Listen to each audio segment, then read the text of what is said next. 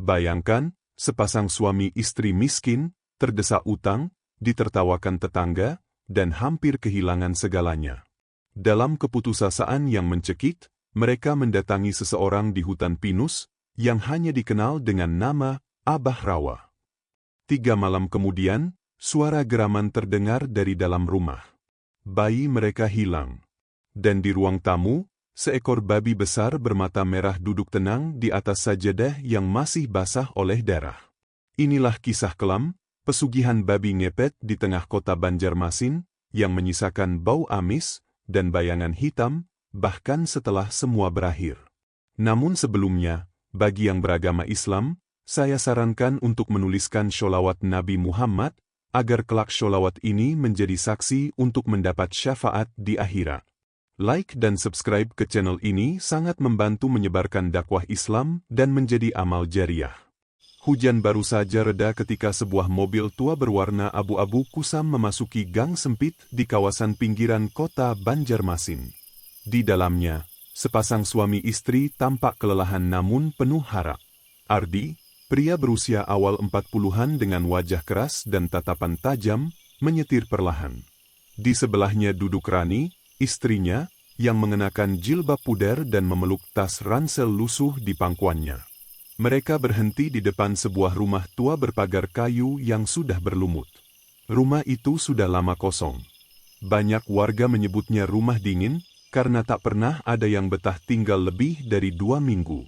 Namun hari itu, rumah itu kembali dihuni.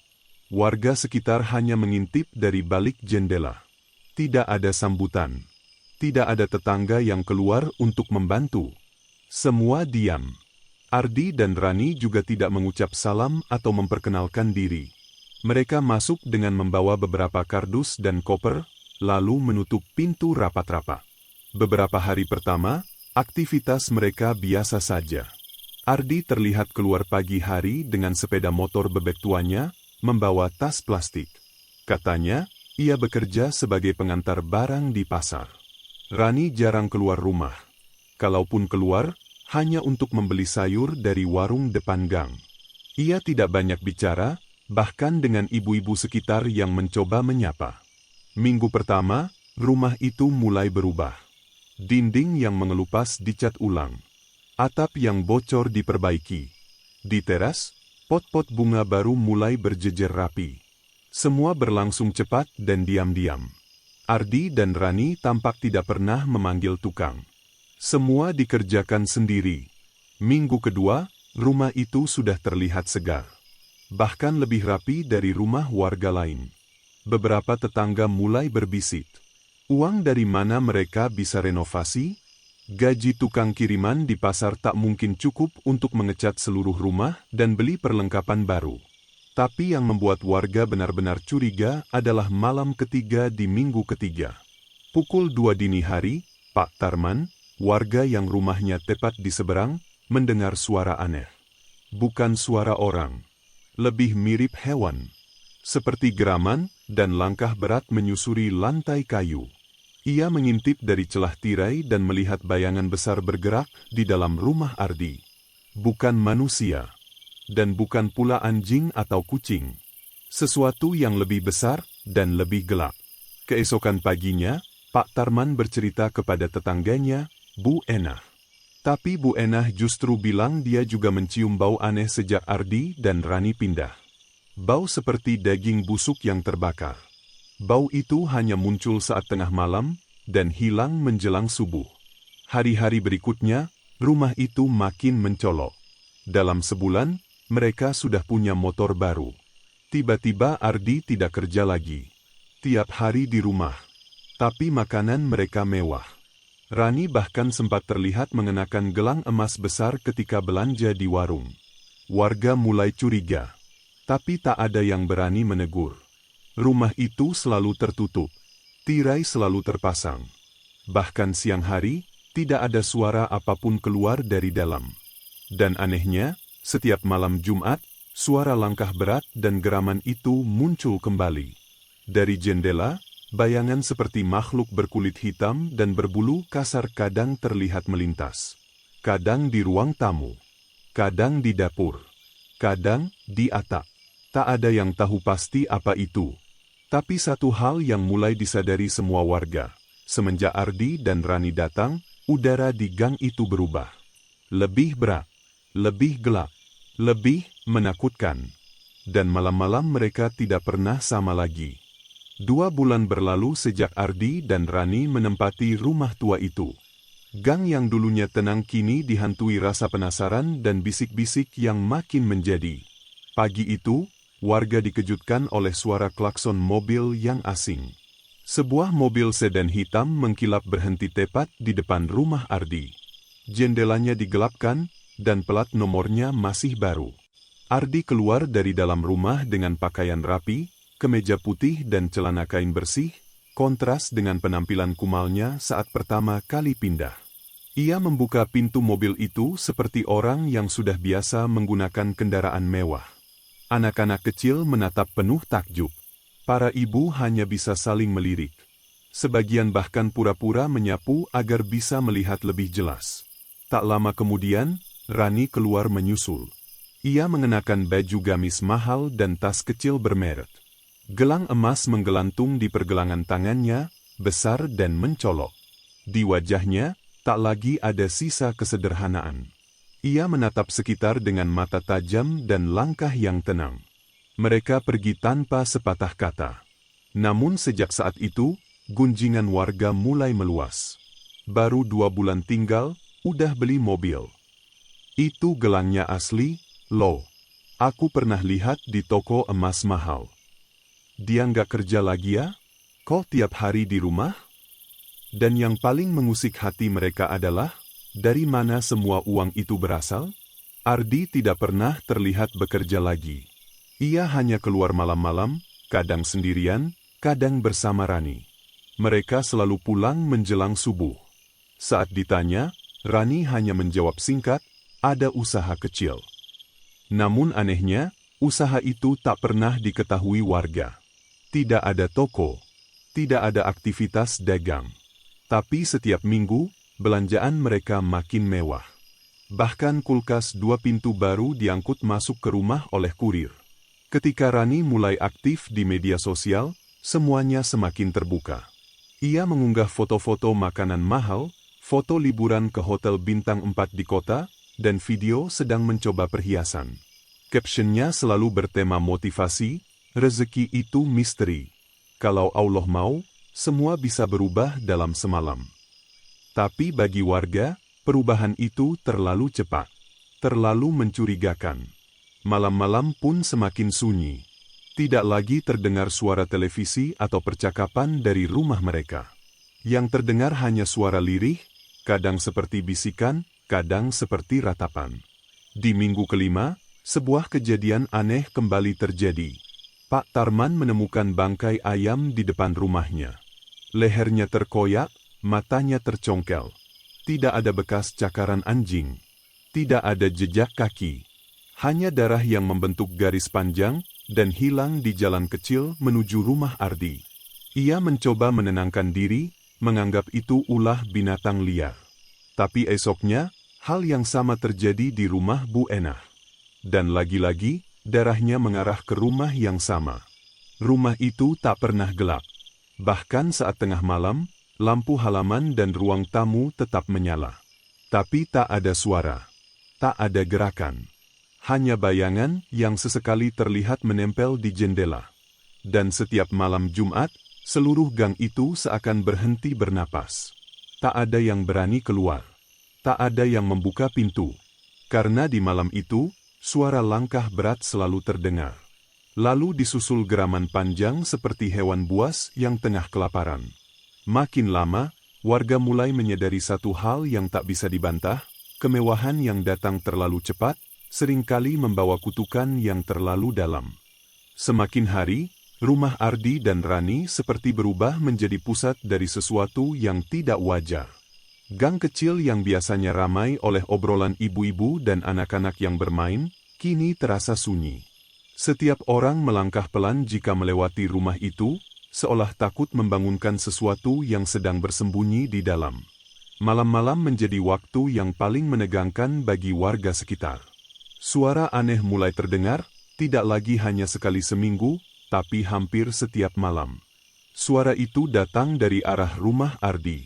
Seperti suara gesekan kuku pada kayu, atau suara sesuatu yang berat sedang diseret perlahan. Bu Enah, yang rumahnya bersisian langsung, suatu malam mencium bau busuk menyengat dari celah dinding. Bau itu sangat tajam, seperti bangkai yang dibiarkan membusuk selama berhari-hari. Ia pikir itu tikus mati, tapi setelah dicek, tidak ada apa-apa. Justru semakin ia mendekati arah rumah Ardi, bau itu semakin terasa. Tak lama kemudian, suara geraman rendah terdengar dari balik tembok. Bukan suara manusia. Bukan juga anjing. Lebih dalam, lebih gelap, seolah berasal dari tenggorokan makhluk buas yang sedang mengintai mangsanya. Bu Enah mundur dengan napas terengah. Sejak malam itu, ia tidak pernah lagi berani membuka jendela yang menghadap ke rumah Ardi. Di sisi lain, Pak Roni, pemilik warung kecil di ujung gang, memasang kamera CCTV murah di depan tokonya. Ia sering merasa barang dagangannya berkurang secara misterius. Uang di laci juga pernah hilang, padahal pintu terkunci dan tak ada tanda-tanda pembobolan. 2 hari kemudian, ia menonton hasil rekamannya. Apa yang ia lihat membuat darahnya berdesir. Pada pukul 2:14 dini hari, terekam sosok bayangan hitam berjalan cepat di depan tokonya. Bukan manusia. Tubuhnya membungkuk, kaki belakangnya seperti kaki hewan, tapi bagian depannya panjang seperti tangan manusia. Wajahnya tidak jelas, tapi matanya menyala merah dalam gelap. Sosok itu melintas cepat, lalu berhenti di depan rumah Ardi. Ia tidak masuk lewat pintu, tapi menghilang begitu saja, seperti menembus tembok. Pak Roni memutar ulang video itu berkali-kali. Sosok itu muncul hanya dalam hitungan detik, namun cukup jelas untuk membuat bulu kuduknya berdiri. Ia segera menyebarkan rekaman itu ke grup warga. Dan sejak saat itu, rasa takut menyebar seperti penyakit. Semua orang mulai mengunci pintu dan jendela rapat-rapat setiap malam. Bahkan beberapa dari mereka mulai tidur dalam keadaan lampu menyala. Tapi rumah Ardi tetap sama. Lampu temaram di teras, tirai tertutup rapat, dan kadang, kilatan cahaya dari dalam yang tidak pernah bisa dijelaskan. Pada suatu malam Jumat, Bu Sri, seorang janda tua yang tinggal 2 rumah dari tempat itu, sedang terjaga karena sakit lambung. Ia sedang duduk di ruang tamu ketika mendengar sesuatu berjalan di atap rumahnya. Bukan tikus, bukan kucing, tapi langkah berat, seperti kuku besar menapak di genteng satu persatu. Ia mematikan lampu dan menahan napas. Langkah itu berhenti tepat di atasnya. Lalu terdengar suara napas kasar dan pendek. Sesuatu sedang mencium bau rumahnya dari atas. Kemudian terdengar suara lirih. Bukan bahasa manusia, tapi seperti mantra yang dilafalkan dengan cepat dan berulang. Lalu, keheningan. Tidak ada suara. Tidak ada langkah. Hanya detak jantung Bu Sri yang makin cepat. Keesokan paginya, genteng rumahnya ditemukan patah. Di atas plafon, ada bekas cakaran. Panjang, dalam, dan menghitam. Dan pada hari itu juga, Bu Sri pindah ke rumah anaknya tanpa pamit siapapun. Sejak kejadian-kejadian itu, warga mulai menarik diri. Tidak ada yang berani menegur Ardi atau Rani, meskipun mereka tetap muncul seolah tak terjadi apa-apa. Rani bahkan sempat tersenyum pada Bu Enah di warung, tapi senyumnya aneh. Terlalu lebar. Terlalu dingin. Malam-malam berikutnya dipenuhi rasa takut. Dan bau itu makin sering datang. Bau yang seolah berasal dari dalam tanah. Seperti bau kuburan yang terbuka paksa. Dan semua orang mulai sadar bahwa di rumah itu sesuatu yang jahat sedang tumbuh. Pagi itu, Bu Ratmi, seorang penjual sayur keliling, datang ke rumah Bu Enah dengan wajah bingung dan keringat dingin di pelipisnya. Ia memegang dompet kecil dari kain batik yang tampak kusut dan gemetar. Aku yakin semalam masih ada 1 juta di sini, Enah, tapi pagi ini hilang. Rumahku dikunci rapat. Aku tinggal tidur di ruang dalam, Mana mungkin ada maling masuk? Bu Enah, yang juga mengalami kejadian aneh, hanya terdiam. Dalam hatinya, ia tahu Bu Ratmi bukan satu-satunya. Beberapa warga lain juga mulai mengeluhkan hal yang sama.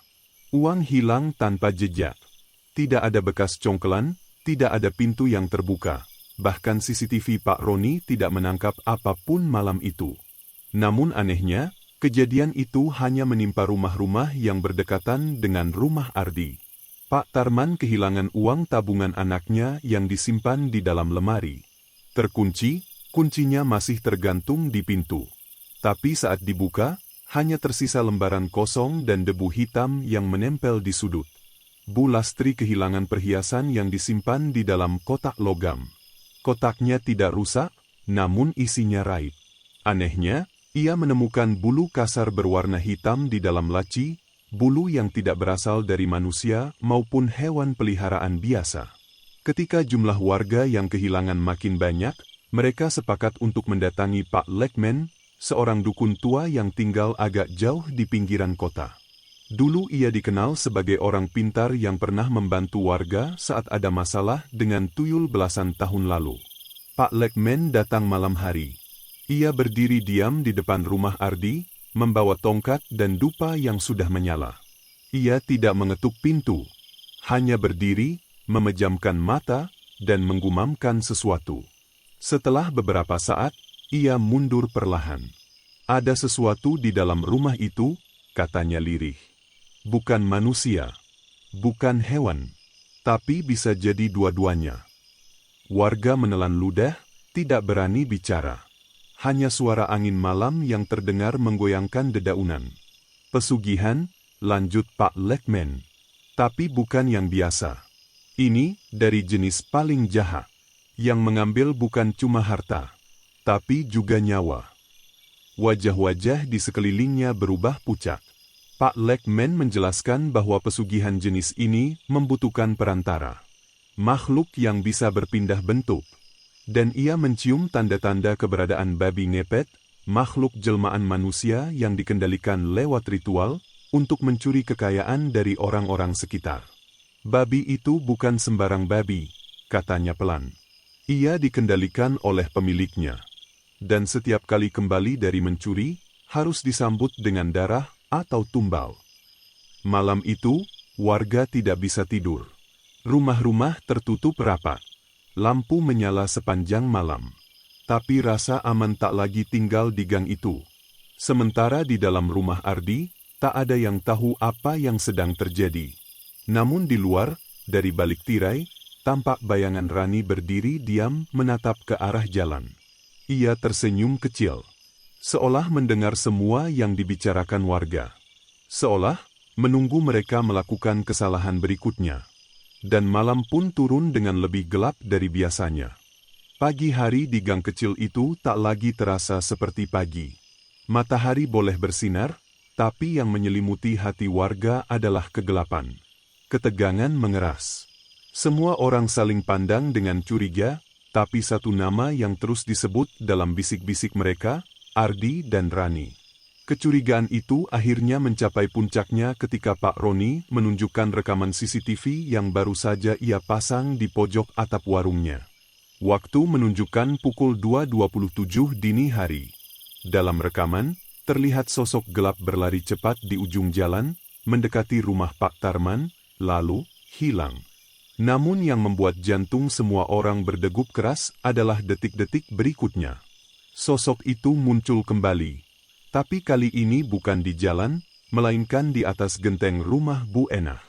Makhluk itu menapakkan kaki seperti binatang berkuku dua, tapi tubuhnya menyerupai manusia yang merangkak dengan cara aneh. Tak lama, sosok itu turun dan menghilang tepat di depan pagar rumah Ardi. Bukan masuk lewat pintu, tapi tiba-tiba lenyap, seolah ditelan tembok. Semua yang menonton rekaman itu terdiam. Pak Lekmen, yang turut hadir, bergumam pelan, itu bukan tuyul. Itu babi ngepet. Dan rumah itu tempatnya kembali setiap kali selesai mengambil. Beberapa warga mulai bicara terbuka. Mereka mengaku melihat hal-hal yang selama ini disimpan sendiri. Bayangan babi besar berlari di jalan saat subuh. Bau amis menusuk yang datang dari dalam tanah. Suara langkah kaki di atap rumah padahal tidak ada siapa-siapa. Dan satu hal yang tak bisa dibantah, semua kejadian aneh selalu bermuara ke rumah Ardi dan Rani. Malam harinya, Pak Roni dan dua warga lain memberanikan diri menyelidiki. Mereka naik ke atap rumah Pak Tarman dengan hati-hati, mengarahkan kamera HP ke arah rumah Ardi yang terlihat gelap gulita, namun lampu kecil di dalam tampak berpendar samar. Tiba-tiba, kamera Pak Roni menangkap sesuatu. Di sela tirai yang terbuka sedikit, terlihat ruang tengah dengan lantai yang membentuk lingkaran dari garam putih. Di tengahnya, seekor babi hitam duduk diam. Tak bergerak, tapi matanya terbuka dan menyala merah. Ia memandangi lurus ke arah kamera, seolah tahu sedang diawasi. Ardi dan Rani tidak tampak. Tapi tak lama, pintu kamar terbuka. Dari baliknya, muncul sosok Rani, mengenakan baju putih panjang. Ia berjalan mendekati babi itu, mengangkat tangan, dan mulai membaca sesuatu dalam bahasa yang tidak dimengerti. Suaranya lirih, seperti bisikan angin yang menyusup lewat celah tulang. Pak Roni buru-buru mematikan kamera dan mundur. Napasnya sesak. Tangannya dingin. Ia tahu, mereka baru saja melihat bagian dari ritual yang tidak boleh dilihat manusia biasa. Keesokan paginya, video itu tidak pernah disebar. Pak Roni menyimpannya, tapi tidak berani menunjukkannya lagi. Hanya berkata pelan, mereka bukan orang biasa. Jangan ganggu, atau kalian bisa kena.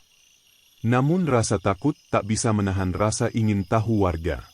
Mereka berkumpul malam harinya untuk berdiskusi di musala kecil dekat gang.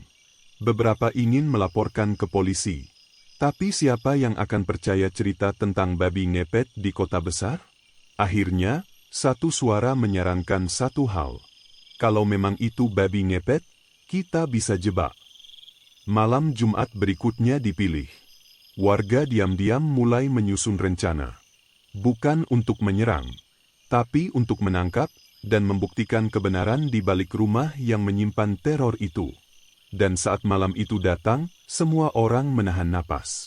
Karena yang akan muncul bukan lagi sekadar bayangan, tapi wujud dari dosa yang dipelihara oleh dua manusia yang pernah terlihat biasa. Langit malam menurunkan hujan rintik-rintik yang membasahi atap rumah warga. Suasana di gang kecil itu lebih sunyi dari biasanya. Lampu-lampu dimatikan lebih awal, jendela-jendela ditutup rapat. Tak ada anak kecil menangis. Tak ada suara radio. Semua diam, menunggu. Beberapa warga terpilih, termasuk Pak Roni, Pak Tarman, dan dua pemuda kampung yang dipilih karena keberaniannya, bersiap di posisinya masing-masing. Mereka membawa air doa yang sudah didoakan oleh tokoh agama di musyala. Dupa kecil dibiarkan menyala pelan. Sementara di ujung gang, Pak Lekmen duduk bersila dengan mata terpejam dan bibir terus bergetar melafalkan ayat dalam bahasa halus yang tidak dipahami warga lain. Malam itu adalah malam Jumat. Dan berdasarkan pengamatan warga selama ini, selalu pada malam seperti inilah gerakan makhluk aneh itu paling aktif. Tepat pukul 2 dini hari, udara tiba-tiba berubah. Angin berhenti. Daun tidak lagi bergerak. Bahkan suara jangkrik pun menghilang. Lalu, terdengar suara itu. Langkah. Berat. Pelan. Seperti sesuatu yang berjalan di atas tanah basah. Pak Roni yang mengintip dari celah pagar warungnya, melihat bayangan gelap muncul dari arah rumah Bu Ratmi, lalu melesat cepat ke gang utama. Sosok itu bergerak mendekati rumah Pak Tarman, lalu berhenti. Ia berdiri. Diam. Bentuknya sekarang lebih jelas. Babi besar, hitam legam. Matanya merah menyala, kulitnya seperti terbakar dan penuh bekas luka. Tapi yang paling mengerikan adalah, babi itu mengenakan kalung kecil dari benang merah yang menggantung di lehernya. Dan kalung itu, sama persis dengan yang pernah dilihat Pak Roni dikenakan Ardi saat pertama pindah. Makhluk itu berbalik arah dan berlari ke arah rumah Ardi. Tapi warga sudah siap. Beberapa dari mereka berdiri dari persembunyian dan menyebar air doa ke tanah, membentuk batas yang tidak bisa dilewati. Babi itu mengerang keras, melompat ke arah pagar rumah, tapi tubuhnya terpental seperti membentur dinding tak terlihat. Tiba-tiba pintu rumah Ardi terbuka. Rani muncul. Wajahnya pucat, namun matanya tak berkedip. Ia melangkah keluar tanpa alas kaki, mengenakan kain lusuh, dan menggenggam lilin menyala. Ia tidak terkejut melihat warga berdiri mengelilingi rumahnya. Justru, ia tersenyum. Bukan waktunya, katanya dengan suara datar. Warga terpaku. Pak Tarman maju dan mengacungkan botol air doa. Tapi sebelum ia sempat bicara, dari dalam rumah terdengar suara teriakan menggelegar. Suara laki-laki. Disusul dentuman keras, seperti sesuatu terhempas ke lantai. Semua mata tertuju pada pintu rumah yang masih terbuka. Dari dalam, keluar sosok yang mengerikan. Separuh tubuhnya masih manusia. Ardi. Tapi tubuh bagian bawahnya sudah berubah menjadi kaki hewan berbulu kasar. Wajahnya retak, seolah kulitnya sedang diganti paksa oleh lapisan lain. Tangannya mencengkeram lehernya sendiri, mulutnya mengeluarkan busa. Aku belum selesai. Erangnya. Rani berteriak, jangan keluar sekarang. Belum waktunya. Tapi Ardi sudah jatuh berlutut. Tubuhnya gemetar hebat. Dari punggungnya muncul benjolan besar seperti akan meledak, lalu meletus dan mengeluarkan darah hitam pekat. Ia menggeliat dan mengerang seperti dibakar dari dalam. Warga hanya bisa menatap ngeri. Tak ada yang bisa menolong. Tak ada yang berani mendekat. Sementara itu, babi besar di depan pagar kembali meraung. Suaranya berubah. Bukan suara binatang, tapi suara manusia yang merintih, meminta ampun. Dalam sekejap, tubuh Ardi mengempis dan jatuh ke tanah seperti kain yang dilucuti isinya. Rani berlari mendekat, memeluk tubuh suaminya yang sudah tidak bernyawa. Dia gagal, karena kalian ganggu ritualnya, gumamnya pelan. Tapi yang membuat warga terpaku bukan hanya tubuh Ardi, melainkan bayangan hitam yang tiba-tiba muncul di belakang Rani. Sosok tinggi besar, mengenakan jubah hitam dan topeng tanduk panjang, berdiri diam, lalu menghilang secepat kilat saat mata semua orang menatapnya. Pak Lekmen jatuh terduduk. Sudah ada yang menunggu, perjanjian ini belum selesai. Dan malam itu, meski satu nyawa telah hilang, aura gelap tidak ikut pergi. Justru terasa semakin pekat. Keesokan harinya, gang yang biasanya sepi dipenuhi warga yang berkumpul diam-diam di musala. Tubuh Ardi telah dikuburkan secara sederhana, tanpa prosesi keagamaan yang layak. Hanya 3 orang yang ikut mengantar ke pemakaman. Rani menghilang sejak malam sebelumnya. Beberapa warga mengaku melihat Rani terakhir kali berdiri sendiri di dekat sungai kecil yang membelah perkampungan. Mengenakan pakaian putih yang sama seperti malam kejadian, ia menatap arus air dengan pandangan kosong. Lalu, ia lenyap begitu saja dalam kabut pagi. Namun misteri tidak berakhir. Malam itu, rumah Ardi kembali gelap. Tapi warga yang lewat bisa merasakan sesuatu masih tinggal di dalam. Aura dingin menyelimuti udara di sekitar rumah. Anjing-anjing liar tak berani mendekat. Burung-burung tidak lagi hinggap di kabel atas rumah itu. Pak Lekmen kembali dipanggil. Kali ini, ia datang membawa lebih banyak perlengkapan. Botol berisi minyak hitam, benang merah, dan kain putih bertuliskan simbol-simbol kuno. Ia meminta agar rumah dikunci sepenuhnya. Semua jendela ditutup, semua celah disegel. Warga bekerja dalam diam. Beberapa di antaranya berjaga sambil membawa air doa dan tasbih. Bibir mereka terus bergerak, melawan rasa takut yang menjalari kulit. Sementara itu, di dalam rumah, sebuah perangkap telah disiapkan. Lingkaran garam dan pecahan kaca membentuk batas gaib di tengah ruang tamu. Di bagian tengahnya, ditempatkan sesajen, darah ayam hitam, potongan rambut manusia, dan sebuah kain bekas milik Rani yang ditemukan di kamar tidur. Pak Lekmen menjelaskan bahwa itu akan memancing makhluk babi ngepet untuk kembali. Makhluk ini belum selesai tugasnya. Ia kehilangan tuannya. Tapi ikatan belum putus, ucapnya dengan suara pelan. Pukul 2 dini hari, hujan kembali turun. Rintik-rintik seperti jarum menembus atap seng rumah-rumah di gang itu. Warga mengintip dari celah jendela. Tak satu pun berani berbicara. Kemudian, suara langkah itu datang kembali. Tapi kali ini, terdengar lebih berat. Lebih beringas. Sesuatu sedang berjalan dan mendekat. Dari kejauhan, babi hitam besar itu muncul di ujung gang. Ia berjalan perlahan, tubuhnya basah oleh hujan. Matanya menyala merah. Lidahnya menjulur panjang. Tapi langkahnya ragu-ragu, seolah ia tahu sedang diawasi. Namun sesuatu memaksanya terus maju. Saat mencapai halaman rumah Ardi, tubuhnya berhenti. Ia mendongak, mengendus-endus udara. Lalu, menerobos masuk lewat celah kecil di bawah pintu belakang. Tak ada suara. Tak ada benturan. Ia hanya lenyap ke dalam kegelapan rumah. Di dalam, jebakan menanti. Sesaat setelah babi itu melintasi lingkaran garam dan mendekati sesajen, pintu dan jendela rumah tertutup dengan keras. Seolah ditutup oleh kekuatan tak terlihat. Lingkaran garam menyala merah samar. Minyak hitam yang diteteskan Pak Lek Men mulai mendidih tanpa api. Dan suara muncul dari dalam lantai. Suara jeritan. Bukan dari babi, tapi dari dalam tanah. Jeritan seperti suara ratusan mulut yang berteriak bersamaan dalam penderitaan. Lantai berguncang. Dinding rumah berdetak seperti jantung. Warga yang mengintip dari celah merasa mual. Sebagian berlari, tak tahan dengan tekanan gaib yang menghantam dada. Pak Lek Men berdiri tegak, mengangkat tangannya tinggi-tinggi. Tunjukkan wujudmu. Kau tak bisa lari dari kesepakatanmu sendiri. Dan tiba-tiba, tubuh babi itu terbakar dengan sendirinya. Api biru menyala dari dalam kulitnya. Tapi ia tidak menghilang. Justru, berubah. Kulit hitam mengelupas. Dagingnya meleleh.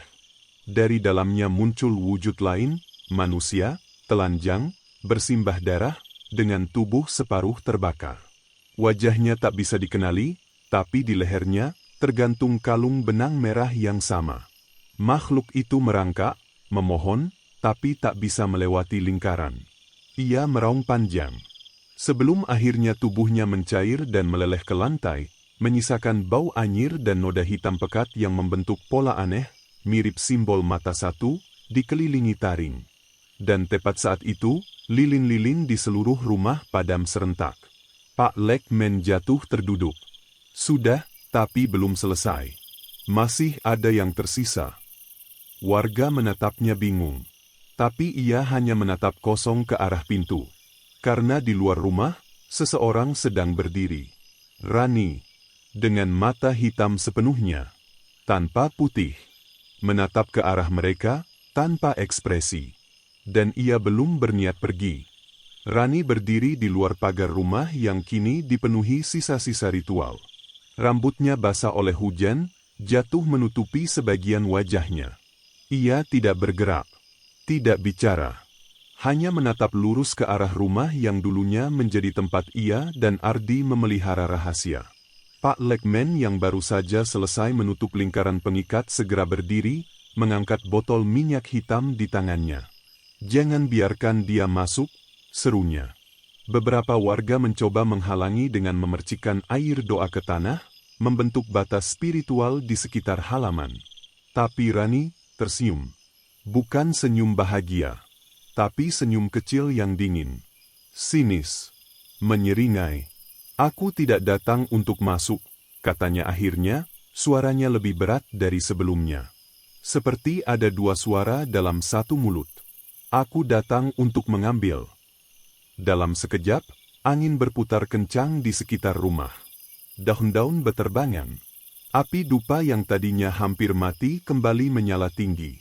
Dan dari balik tubuh Rani, muncul bayangan besar, hitam, setinggi atap rumah. Sosok bertanduk panjang, dengan tangan yang menyentuh tanah, berdiri di belakangnya. Tidak bersuara. Hanya hadir, seperti kegelapan yang mengambil bentuk. Pak Lekmen menahan napas. Itu dia, gumamnya. Pemilik perjanjian. Rani melangkah maju. Namun bukan tubuhnya yang berjalan, melainkan tanah di bawah kakinya yang bergerak. Seolah bumi menolak kehadirannya, tapi tidak mampu menghentikannya. Dari balik rumah, jeritan terdengar. Padahal tak ada siapapun di dalam. Jeritan Ardi. Teriakan seperti suara dari dasar sumur, melengking panjang. Seolah jiwanya belum benar-benar pergi. Pak Tarman yang berdiri di sisi pagar tiba-tiba menjerit. Dadanya terasa ditekan. Jantungnya berdetak tak karuan. Ia jatuh berlutut, dan dari mulutnya keluar darah kental berwarna gelap. Dia mengambil, kata Pak Lekmen panik. Tumbal. Ia datang menagih tumbal yang belum sempat dibayar. Rani berhenti. Tangannya terangkat. Langit bergetar. Suara gelegar seperti guntur terdengar, tapi tidak ada kilat. Hanya langit hitam dan awan yang bergerak seperti pusaran. Warga mulai mundur. Ketakutan menyelimuti seluruh gang. Tidak ada yang bisa menjelaskan apa yang mereka lihat malam itu. Tidak dengan logika. Tidak dengan doa. Semua terasa terlambat. Dan saat semua orang nyaris tak sanggup berdiri, Rani tiba-tiba berteriak. Bukan nama, bukan kata, tapi teriakan panjang dari dasar dada yang membelah malam. Teriakan itu membuat kaca rumah pecah. Lampu padam, dupa padam, dan semua orang terdiam. Ketika mata mereka kembali terbuka, Rani sudah tidak ada. Bayangan besar itu pun hilang. Yang tersisa hanya tanah basah di halaman rumah dan jejak kaki kecil yang tertanam dalam lumpur. Bukan kaki manusia, tapi kaki hewan berkuku dua. Pak Lekmen berjalan perlahan ke arah bekas jejak itu. Ia berlutut dan menyentuh tanahnya. Masih hangat. Lalu ia berkata lirih, hampir tak terdengar. Dia belum selesai. Malam itu berakhir, tapi tidak dengan tenang. Karena mimpi buruk baru saja benar-benar dimulai. 2 hari setelah malam ritual yang mengguncang itu, rumah Ardi dan Rani kembali kosong. Tak ada suara, tak ada gerakan. Namun warga tahu, itu bukan berarti ancaman telah pergi. Pak Lekmen meninggalkan gang itu pagi-pagi buta, tanpa pamit. Ia hanya meninggalkan secari kertas kecil di musala, jika ia kembali, jangan lawan. Jangan ganggu, biarkan lewat. Warga berusaha kembali menjalani kehidupan seperti biasa. Tapi ketenangan itu semu. Terlalu banyak yang berubah. Pak Tarman belum pulih dari malam itu. Ia lebih sering diam di dalam rumah, menutup tirai bahkan saat siang. Ia kadang bicara sendiri. Katanya, ia masih mendengar suara Ardi menangis dari balik tanah. Bu Enah pindah ke rumah anaknya. Ia tak pernah kembali, bahkan untuk mengambil barang-barangnya. Ia hanya berpesan lewat cucunya, jangan pernah sebut nama mereka lagi. Sementara rumah Ardi, yang dulunya direnovasi megah, perlahan kembali rusak. Catnya mengelupas. Atapnya bocor. Tanah di halamannya menghitam seperti terbakar. Tapi yang paling mengerikan, adalah apa yang ditemukan oleh Pak Roni ketika ia memberanikan diri masuk untuk mengambil kamera CCTV-nya yang tertinggal.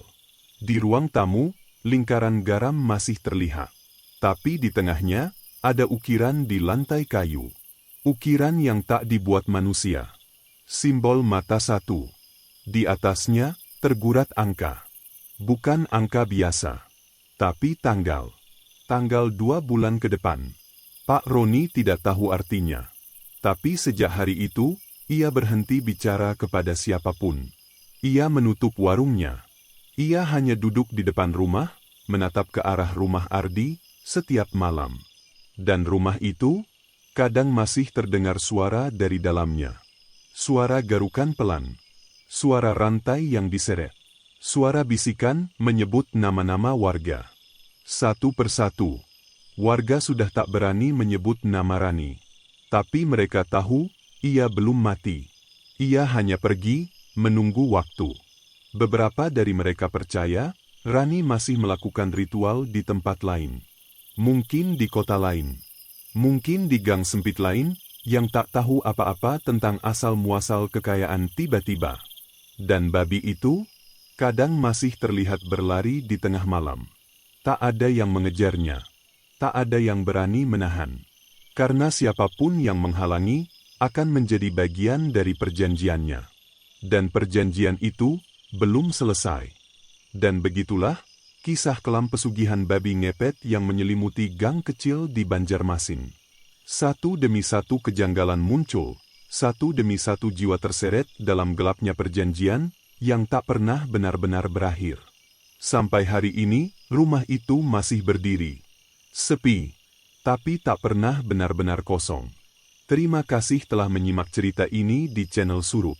Jika cerita ini membuatmu merinding, termenung, atau bahkan bertanya-tanya, tulis sholawat Nabi Muhammad di kolom komentar, dan jangan lupa like, subscribe, serta nyalakan lonceng notifikasimu.